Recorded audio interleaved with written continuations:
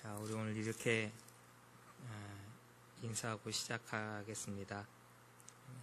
우리 거룩한 하나님의 백성이 됩시다.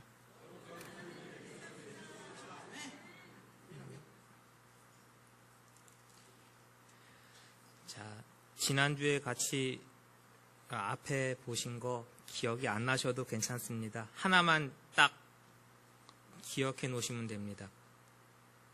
교회는 성부, 성자, 성령 하나님의 계획하심과 의지하심과 사랑하심 안에서 세워진 공동체입니다. 대충 있는 게 아니라고요.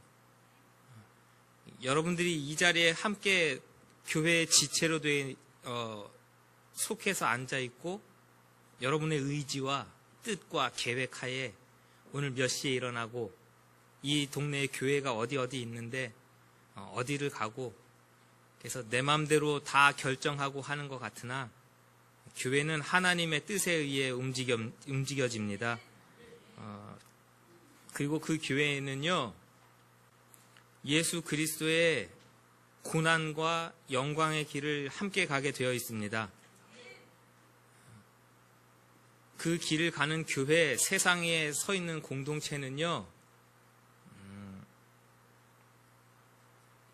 온 우주가, 심지어는 저 하늘의 천사들도 주목하여 보는 바입니다. 여러분들이 세상의 관심사예요. 아무도 아멘하기 싫어도 전 우주적 관심이 여러분에게 있는 거예요. 하나님의 온 관심이 여러분들에게 있고 교회에게 있다고요. 성부, 성자, 성령 하나님의 관심이 교회에 있다니까요. 심지어 천사들도 하늘에서 우주로 내려본대잖아요. 지난주에 본 거예요, 이게. 그게 교회예요. 자, 우리가 구원받았다 그러죠. 오늘 이제 본문으로 들어오면 무슨 이야기를 하고 있는지를 보여줘요. 그 교회가 어떠한 방향을 가지고 있어야 되느냐. 우리 그리스도 예수의 고난과 영광, 단순히 그렇게만 생각할 것이 아니라 더 구체적인 교회가 가는 길을 제시한다고요.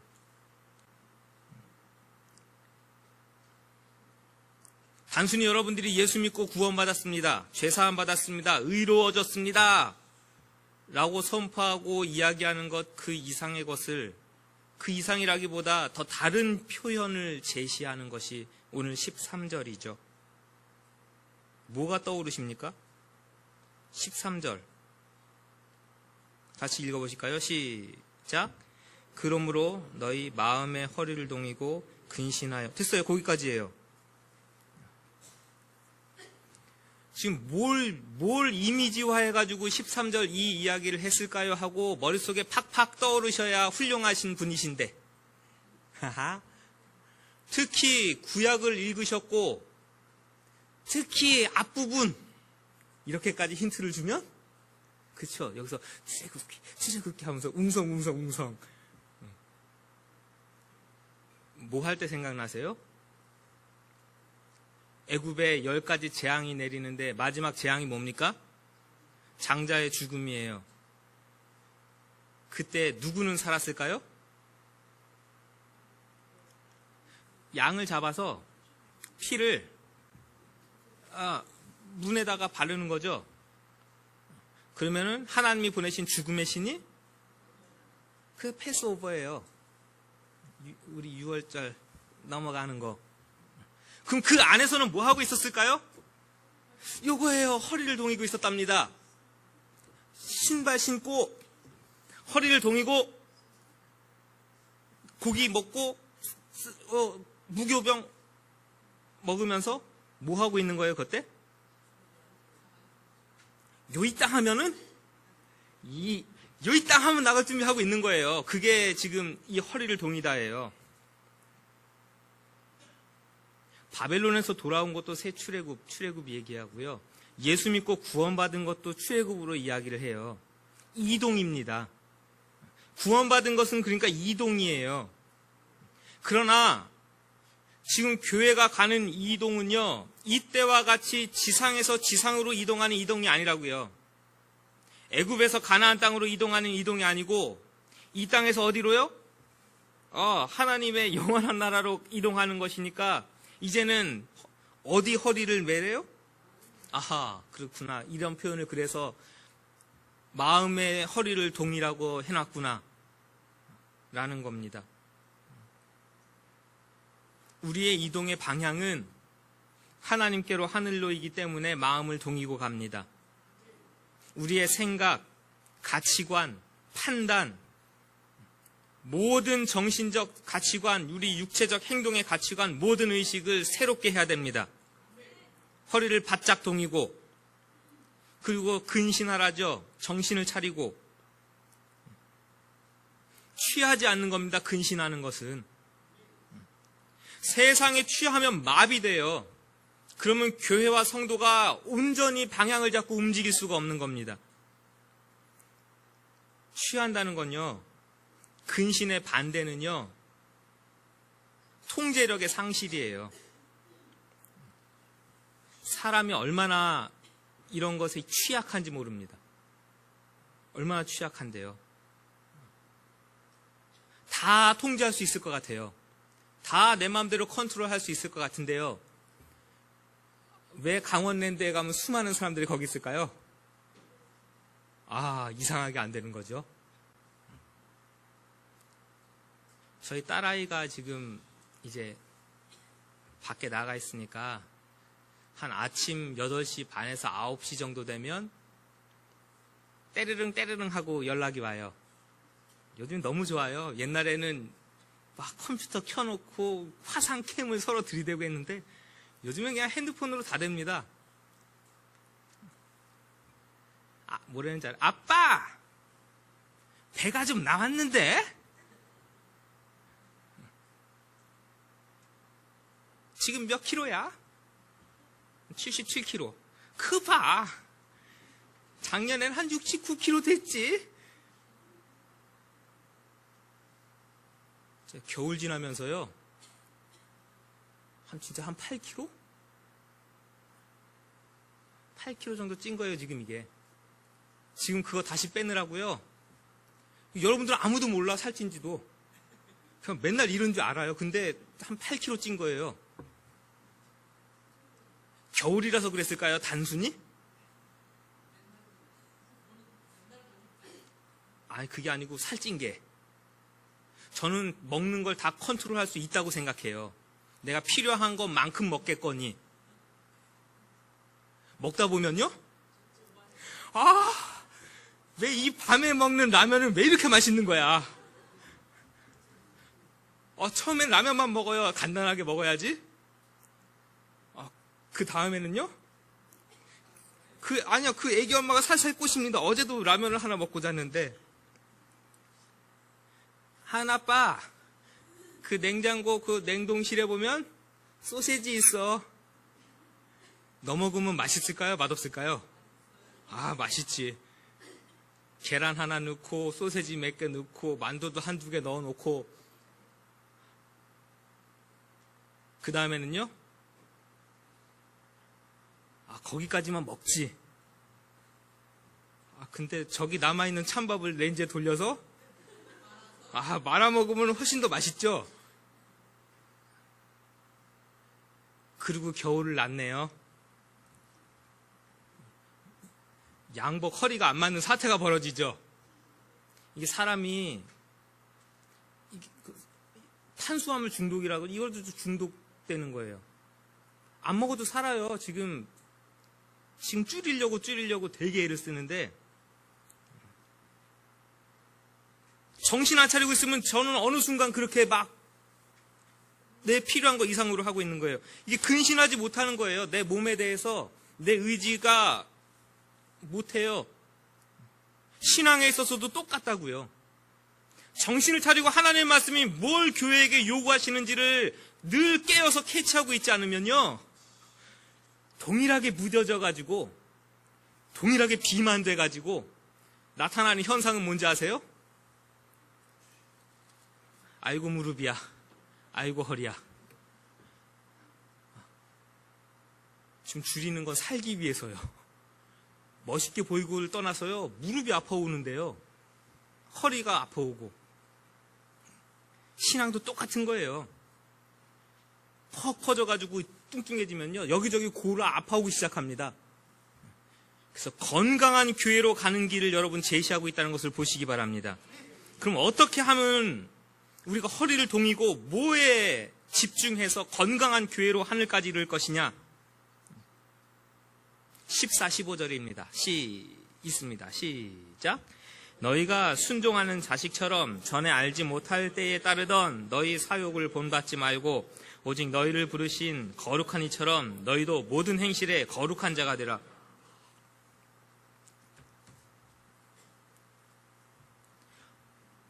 엉뚱한 데서 딴짓하고 있으니까는 이 사태가 벌어져요. 자, 교회가 어디 서 있는지를 보여주시는 중요한 14, 15절입니다. 열심히 뛰는 운동선수 트랙 이야기예요.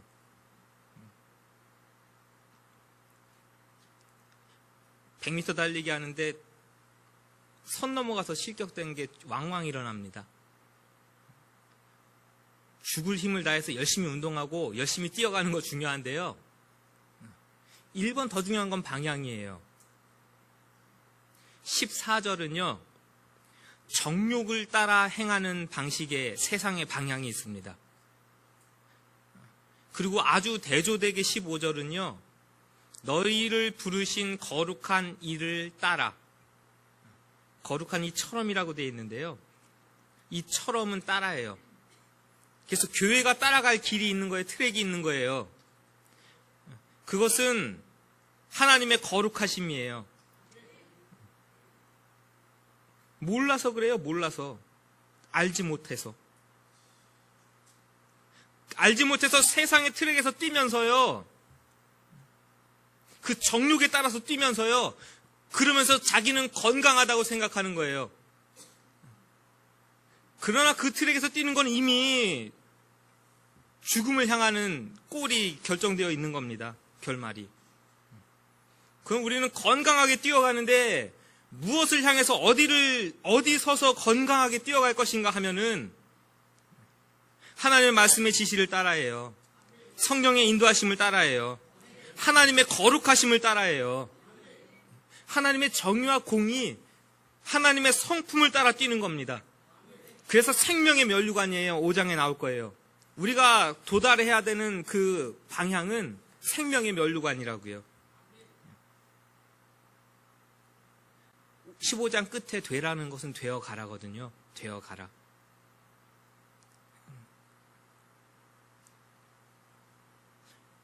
하나님의 말씀이 들려질 때마다 여러분, 교회에게 하시는 하나님의 말씀들, 우리 성도들에게 하시는 하나님의 말씀들이 들려질 때마다 오늘 거룩하라라는 말씀을 들었으면요, 그렇게 되어 가시기 바랍니다. 한 번, 두 번에서 되어진다고요? 이거 천재인가요, 우리가? 온전하여질 때까지 계속해서 달려가는 전 과정을 거치는 겁니다. 15절에 되어가는 것은요, 그런 지속적이고 반복적인 훈련과 성장 과정, 전 과정을 묘사하는 거예요. 하나님이 정해주신 말씀과 성품의 트랙 안에서 내 말과 행동, 습관, 성품을 잘 훈련시켜서 복종해서 하나님의 거룩하심에 다다르게 하시는 그 말씀의 사람이 되어가라고요. 그게 세상을 쫓아서 달려가는 사람과는 전혀 다른 방향으로 달리고 있는, 그게 교회가 추구하고 이 땅에 하나님의 뜻대로 세운 교회가 나아갈 바라는 것을 지금 베드로 사도는 교회에게 가르치고 있는 겁니다. 그렇게 가다 보면 무엇이 우리 가운데 도전이 들어오느냐 했을 땐 두려움이에요. 그래서 그것에 대한 해결 방안을 17절에서 제시하는 겁니다. 17절 먼저 읽어보실까요? 시작. 외모로 보시지 않고 각 사람의 행위대로 심판하시는 이를 너희가 아버지라 부른즉 너희가 나그네로 있을 때를 두려움으로 지내라.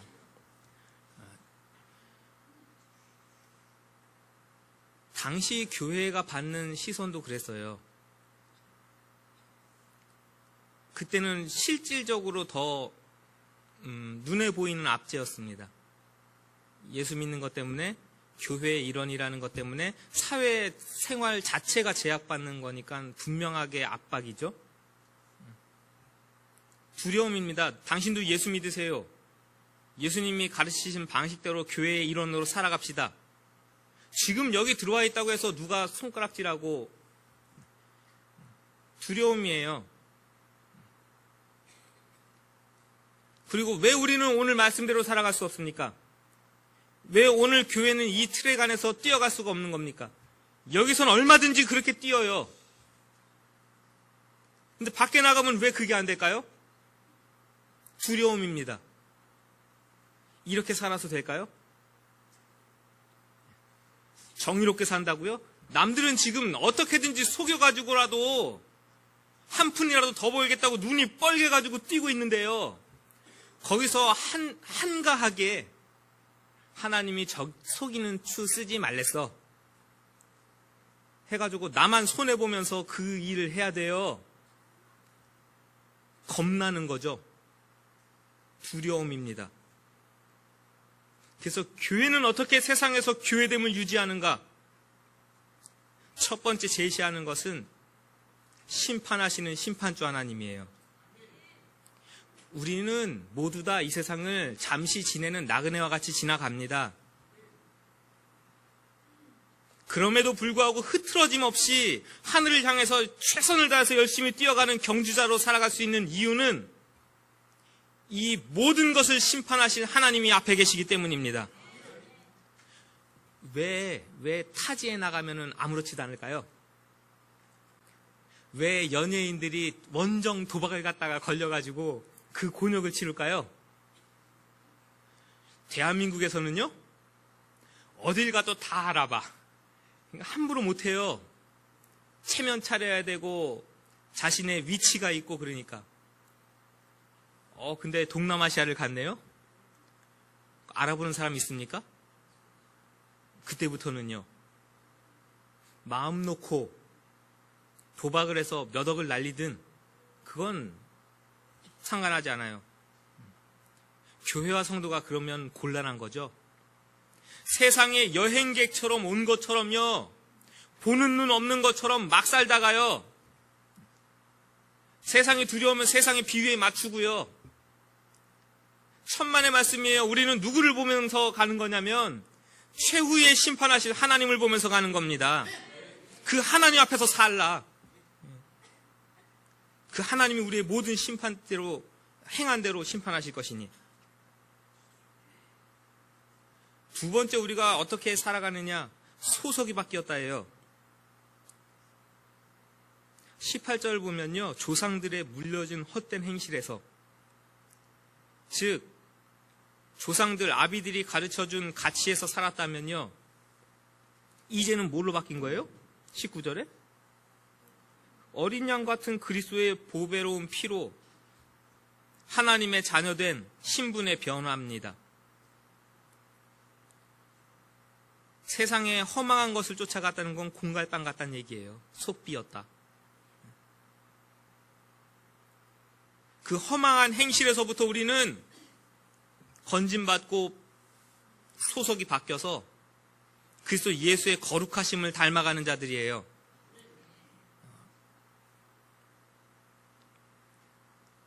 하나님의 심판을 보십시오. 우리가 어떤 소속이 되었는지를 인식하십시오. 그 삶이면 교회는 이 어두운 세상 가운데서 거룩한 하나님의 이 길에서 벗어나지 않을 겁니다. 베드로 사도는요, 교회가 세상을 이기지 못하면 교회 될 수 없다고 가르쳐요. 교회는 어떻게 세상을 이기느냐? 세상은 교회를 위협하고 성도를 위협하는데,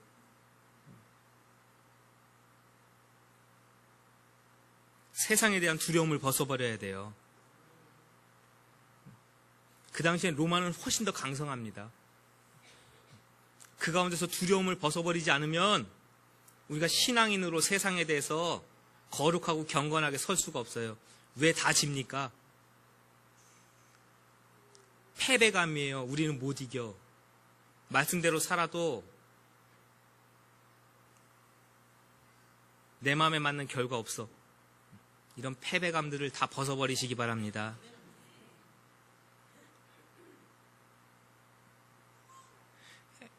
더 구체적이고 더 실질적인 해답을 제시하는 것이 22절부터 25절까지인데요. 단순히 두려움만 벗어버리고 그러면 되느냐? 하나님의 심판이 무서워서 이건 굉장히 소극적인 제안입니다. 그렇죠? 하나님의 심판이 이것보다 더 무서우니까 어느 게 더 무서워? 여기서 몇 대 맞은 것보다 저기가 더 무서우니까 할 수 없이 이런 식의 이김을 제시하는 것이 아니에요. 공동서신들 자체가 베드로, 전후서, 야고보, 요한 공동서신 자체의 굉장히 큰 하나의 주제는 흩어진 교회입니다. 세상 속에 흩어진 교회. 그 세상 속에 흩어진 교회가 세상을 어떻게 이기지, 뭘로 이기지 할 때에 궁극적인 해답은요,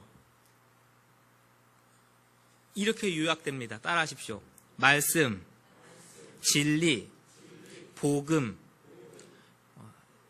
이런 걸로 제시돼요. 아주 단순하지만 결정적인 해답입니다. 이 대답에서 벗어난 해결책들을 교회가 찾다가요, 그래서 외형적인 성장이면은 교회가 잘 되는 것처럼 여기고 그것을 향해서 열심히 달려왔는데요. 막 달려오다 보니까는 순기능보다 역기능에 그냥 사방에서 얻어맞다가 지금 쓴 거예요. 이 트랙이 아닌가벼. 교회가 갈 길이 이 트랙이 아닌가 보네? 하고 서서 반성들이 사방에서 지금 일어나는 게 사실 이런 쪽이에요. 말씀대로 살아가는 삶, 진리를 배우고 익히고 이것으로 열매 맺는 삶 외에는 세상을 이길 길이 전혀 없습니다. 교회가 서 있을 존재 이유가 이것밖에 없는 거예요.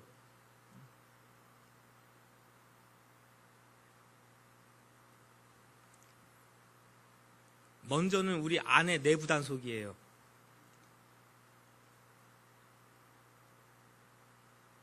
믿음과 소망을 가지고 있을 때 세상에 공격에서부터 우리는 아주 강력하게 하나님의 뜻을 방어해낼 수 있고 하나님의 길을 가는 교회가 됩니다. 그게 21절이에요. 전 우리 교회 안에 이것보다 그 다음 게 더 중요한 교훈이라고 보기 때문에 22절을 좀 같이 읽었으면 좋겠습니다. 시작. 너희가 진리를 순종함으로 너희 영혼을 깨끗하게 하여 거짓이 없이 형제를 사랑하기에 이르렀으니 마음으로. 교회는 믿음과 소망과 사랑이에요. 지금 그쵸?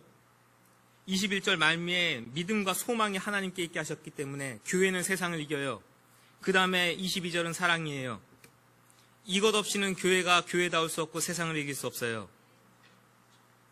믿음이 있냐고 물어보면 다 있죠. 천국에 대한 소망이 있냐 그러면 다 있습니다. 교회가 뭐 때문에 욕을 얻어먹느냐? 믿음 없어서요? 소망 없어서요? 결정적으로 22절이 없어서 욕 얻어먹어요. 근데 22절이 없는 이유가 뭔지 아세요? 진리를 순종치 않습니다. 이게 심각한 거예요. 수많은 진리의 말씀들이 들려지는데 순종치 않으니까 사랑이 없어요.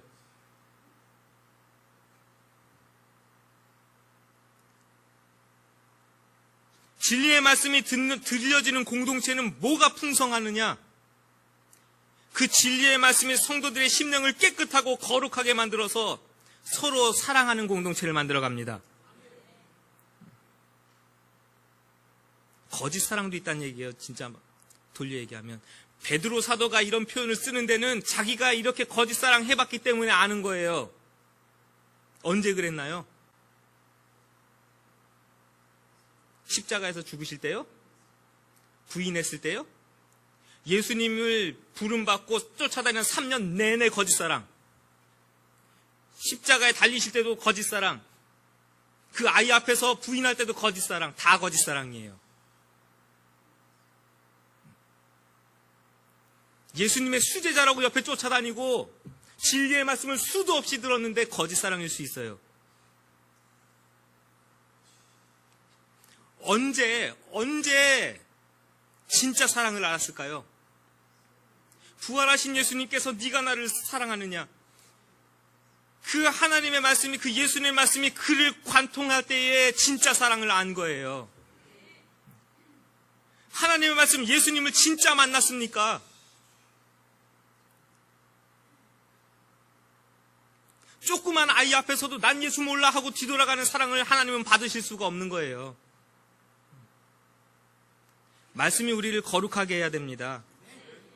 말씀 앞에 날마다 저와 여러분들을 세워야 됩니다.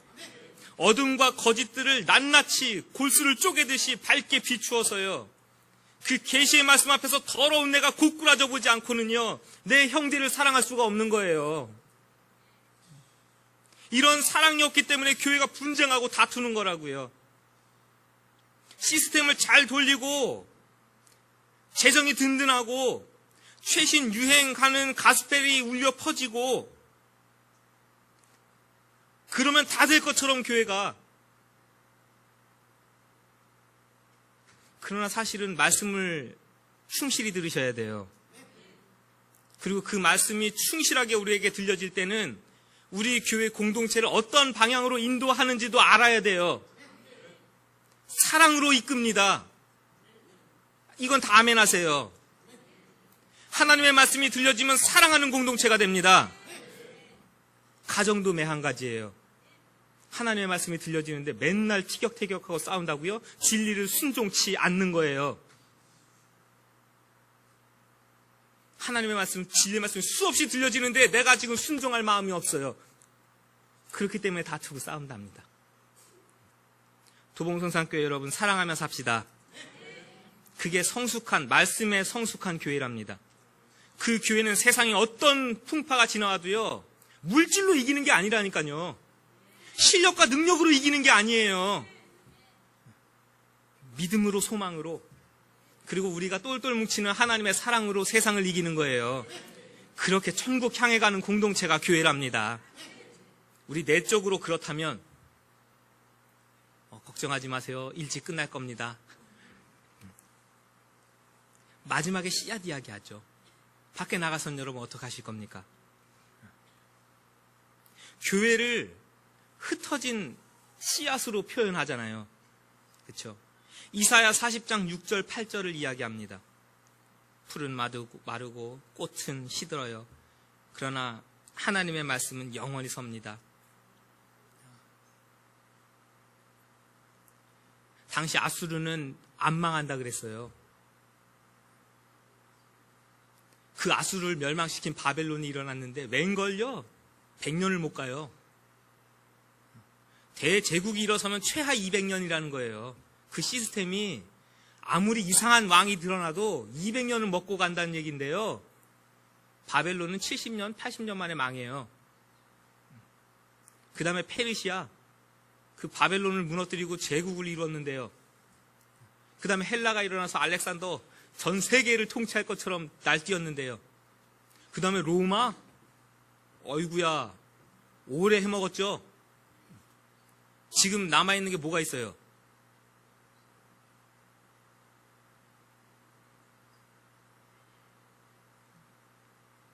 세상의 영광들, 눈에 보이는 것들이요, 그렇게 무너져 간다는 얘기예요.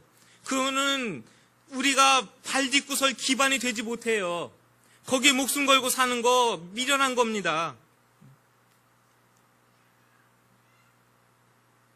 그럼 무엇이 여태까지 서가지고 하나님의 나라를 움직이고 있고 굳건히 세웠느냐? 영영이 서는 하나님의 말씀입니다.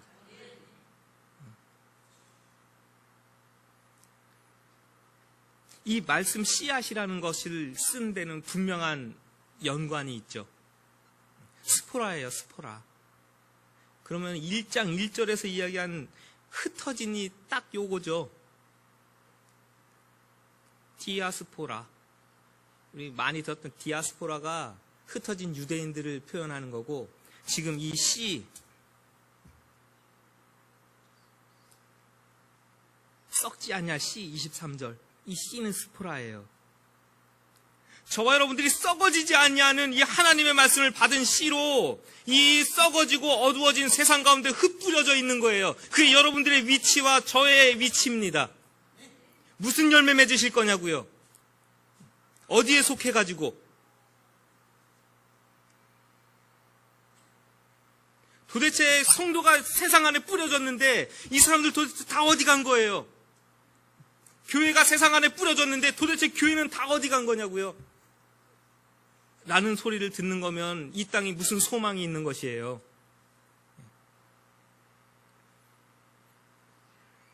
따라하십시오. 나는 이 땅에 심겨진 하나님의 말씀이다.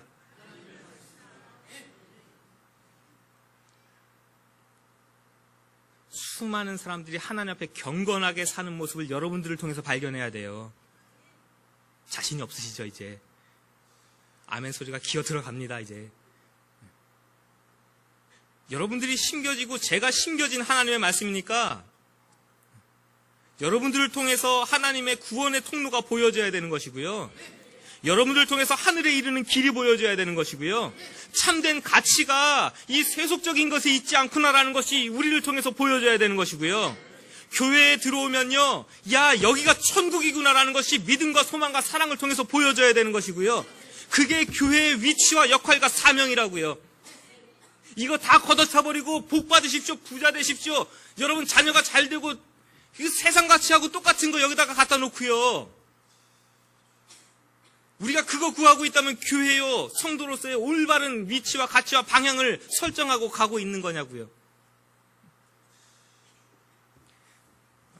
베드로 전서 1장은 그것을, 그런 교회의 설립, 교회가 어떻게 세워졌고, 교회는 누구를 닮아서, 누구의 뒤를 따라서 예수님의 고난과 영광, 그리고 하나님께서 열어주신 천국의 길을 하나님 앞에 거룩함으로 그렇게 따라가는, 훈련하면서,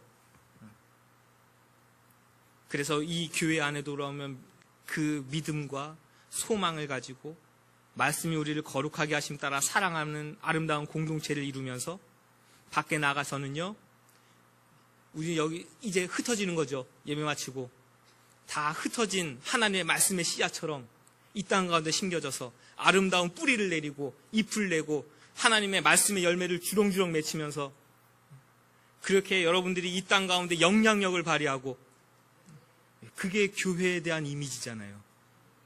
우리끼리 모여서 으쌰 잘한다, 이 이미지 아니라고요, 전혀.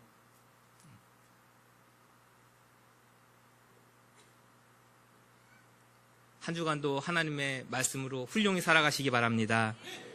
제가 한번 같이 기도하겠습니다. 오늘 이렇게 베드로전서 1장을 같이 읽으면서 한 주를 지냅니다. 우리에게 거룩함을 부어주시고 세속에 속하지 아니하도록 하나님께서 원하시는 천국을 향한, 하나님의 뜻을 향한 아름다운 길로 날마다 전진할 수 있도록 거룩함을 훈련하고 연습해서 예수님을 닮아가는 삶이 되어지도록, 우리가 모이면 믿음과 소망과 사랑으로 뭉쳐진 교회가 되고, 흩어지면 말씀을 전하고 보여줄 수 있는 하나님의 말씀으로 그렇게 거룩하게 살아가는 한 주가 되어지도록, 우리의 일생이 되어지도록 우리 교회를 도와주시고 우리 한 사람 한 사람을 붙잡으시고 도와주옵소서. 예수님의 이름으로 기도하옵나이다. 아멘.